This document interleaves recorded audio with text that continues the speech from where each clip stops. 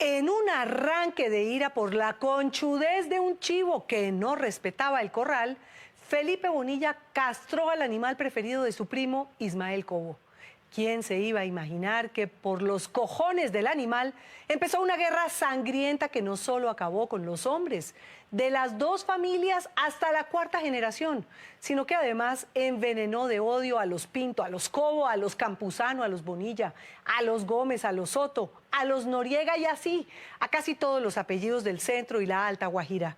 La nena Arrázola fue testigo de la firma de la paz, del cese al fuego, del perdón y del fin de 54 años de guerra.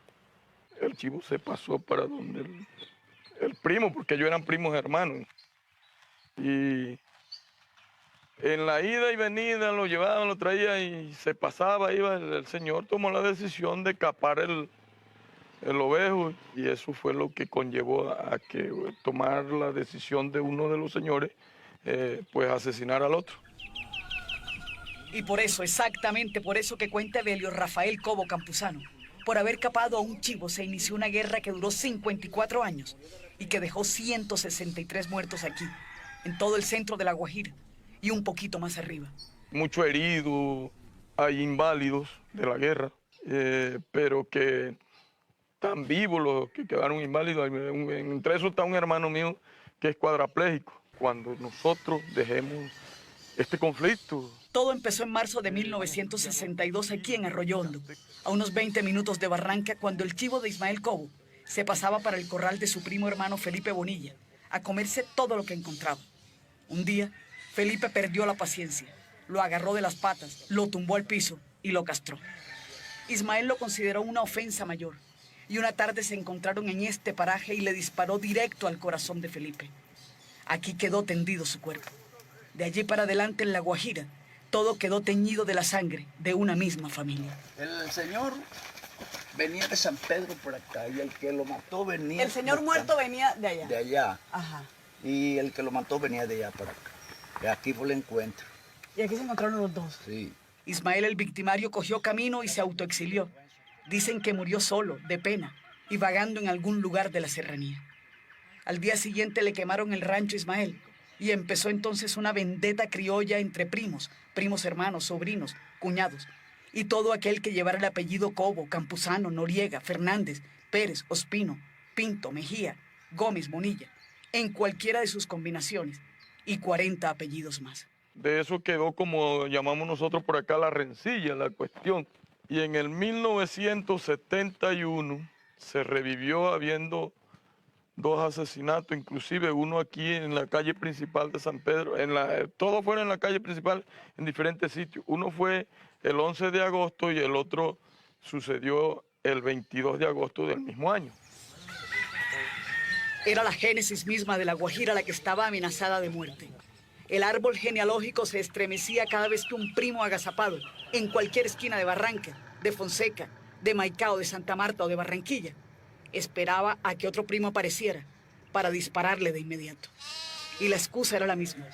Es que Felipe Bonilla capó el chivo de Ismael Cobo y después Ismael Cobo mató a Felipe Bonilla para vengar la capada. Está dando de unos 4.000 y pico de personas, 5.000. Involucradas en la guerra. Involucradas porque los niños que van naciendo, venían naciendo de generación en generación, están involucrados en el problema, porque eso no hay como evitarlo. Y por eso es que Evelio Rafael Cobo Campuzano vivía como un condenado a muerte. Todos los días pensaba que su hora estaba cerca. Sí, yo hice 4 semestres de administración de empresas en la Universidad Nacional a distancia. ¿Y qué pasó? Hubo días que me llegaron las familias a buscarme porque se decía que me venían a matar al sitio donde estaba dando las clases, que eran de noche. Me tuve que retirar por el problema, si no estuviera muerto. Las familias se fueron agrupando en clanes y por culpa del chivo castrado que daba las mejores crías de la región, los hombres mayores de 18 años, que llevaran aunque fuera un cuarto de sangre de las familias involucradas, se ponían en la mira de un revólver, de un fusil o de una escopeta. Me decía la bomba de tiempo. Y uno llegaba a cualquier esquina y habían 5 o 6 personas. Y cuando uno venía a ver que volteaba, eso ve qué pasó, si la gente se fue y queda uno solo con otro hablando y dice, no, yo me voy, oiga, chao, tengo que hacer esto, y hasta que se despedían todito y dejaban a uno ahí. ¿No se juntaban contigo? Muy poco, eran muy pocos los amigos que tuve en esas épocas. Los hombres se iban extinguiendo y las mujeres se estaban cansando de llorar. ¿Quién dijo que era fácil? ¿Quién dijo que por culpa de un chivo tenían que enterrar hijos y maridos? Ese desasosiego las consumía. Caminaban solas dentro de sus mantas guajiras y sus turbantes para protegerse de este sol que pega con fuerza por este lado de la serranía. Ya habían 3 muertos de mis hermanos. Entonces, con mis sobrinos todos quedaron pequeños y tuvieron que volarse para Venezuela, porque incluso nosotros no podíamos ni dormir. ¿A causa de la guerra? A causa de la guerra, ruido, o sea, no sé si sería demasiado nervio o que en realidad circundaba alrededor de nosotros mucho peligro. A raíz de la ida para Venezuela, nuestras posesiones quedaron abandonadas. Adalgis Pérez casi no se ríe, y es que por muchos años no tuvo motivos. Uno tenía 33 años y el otro tenía 34. Muy jóvenes. ¿Y los otros? El que mataron en Barranquilla tenía 30 y el otro, el que murió, tenía 52 años. Fue el que más duró. Yo soy de la familia la única que ha llegado a 61 años. Me siento privilegiada por eso. Las familias eran algo así como retazos y lachas que quedaban colgando por ahí, regadas, y algunos no hallaban escondite seguro. Ya yo después me armé también, yo dije, bueno, ya lo que venga.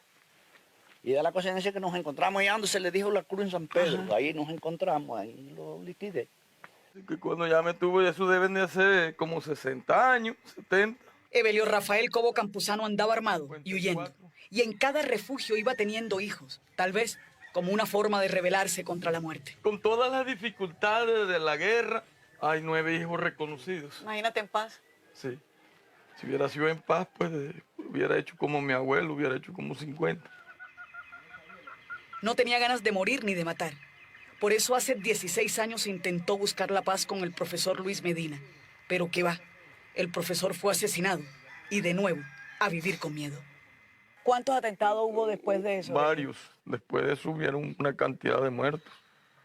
Entre esos, José Manuel Cobo, un viejo señor ya de como de 80 y pico de años, 79, 80 años. No me gustaría ni decir los nombres porque después van a ser posible estar, vayan a causarle dolor más a la familia. Yo creo que ya esto lo hemos subsanado porque no confiaban. En 2004, Evelio Rafael coge otro impulso, sabiendo que el próximo muerto podía ser él. Ya eran muchos muertos por un chivo impotente. Conoce a Doris Carrillo Pinto, una prima suya del otro bando, y ambos deciden hablar con sus respectivos clanes. Al comienzo, nadie creía. Eso era impresionante. Ojalá nosotros hubiéramos tenido cómo ver grabado todo el proceso, porque cada sábado llegaba mucho más personal, mucha más gente, y llegaban hasta los niños ya. Se instaló entonces una mesa de conversaciones aquí, en la Casa de la Cultura. Concertamos en la mesa que nadie podía ir armado, y la gente copió. La gente como que se sentía ya cansado de tanto problema, de tanto dolor, tanta tristeza, de tanta pobreza, porque esto lo que trajo fue pobreza, ruina, ignorancia, falta de educación, porque no nos pudimos preparar por cuestiones de la guerra, la mayoría. Iban con calma porque no querían que esto se les viniera al piso. Faltaba mucho porque había que ubicar a los que estaban en Venezuela. Y lo segundo, consolidar la confianza. Aquí se comenzó eso y fue hablando. Aquí no vamos a culpar a nadie. Ya no hay culpable. Eso fue algo que prohibimos. Nunca se habló de la palabra reparación. No. ¿Por qué? ¿Cuál era el sentido de eso, Evelio? Porque es que todos perdimos. Y entonces, ¿quién a quién reparaba? Tantos años de mirarse como adversarios y ahora tener que mirarse de nuevo como familia. Eso era un paso difícil. Lo primero que tratamos de prohibir fue de hablar de enemigos. sino Quitar la palabra sí, enemigos. enemigos y conflictos y problemas, sino hablar. Aquí solo nos estamos en la reconciliación y en la paz de las familias. Y por ahí fue que fuimos encabezando todo el tema para que se pudiera llegar al feliz término. Fueron años de ires y venires. Los que se habían exiliado en Venezuela dudaban. Los del barrio El Pilar en Barranca tenían miedo. Los que vivían en Maicao estaban asustados. Es que nadie confiaba en nadie. Por eso a Evelio Rafael se le ocurrió meter a personas que no tuvieran ni arte ni parte. Ahí establecimos una mesa de diálogos. Pero faltaba una voz ancestral, una voz guayú. Y acudieron a Saúl Carrillo, un hombre de esos que lleva la palabra de un lado al otro hasta que tenga sentido. Aceptó de inmediato. Es que ser ayudador para eliminar un conflicto que es más antiguo que las FARC valía la pena y el esfuerzo. Sí, mi tío, lo mejor que nosotros hicimos fue la paz. Sí, señor. A través de esa costumbre tan importante que... Hasta la sombra de un palo en Barranca le servía a Saúl para ir quitando motivos, para ir buscando otros significados a palabras recias. Solo Dios nos dio la oportunidad de que a través de esta costumbre guayú pudiéramos lograr este acuerdo de paz.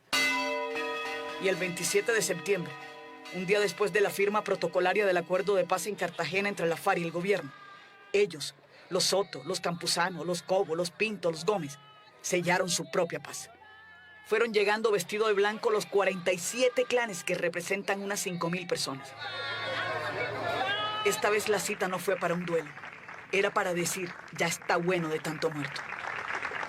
Los abrazos se fueron extendiendo, así como los perdones. A la hora de la verdad, todos eran víctimas. Aquí no se necesitó ni a la ONU ni a Noruega. No tuvieron que ir a La Habana ni a someterse al ruido de aviones de guerra. Ni plebiscito, ni nada. ¿El por qué? Porque es que cuando hay el ingrediente principal de esto es la voluntad propia de cada una de las personas que están involucradas en el conflicto. Si eso no lo hay, no hay cómo hacer paz. Y así lo hicieron en esta tierra de cantores que pasa por tiempos de sequía y de hambre, y que aún así, con toda esa mala fama que cargan, fueron capaces de entregar las armas y de poner fin a una guerra que jamás tuvo sentido.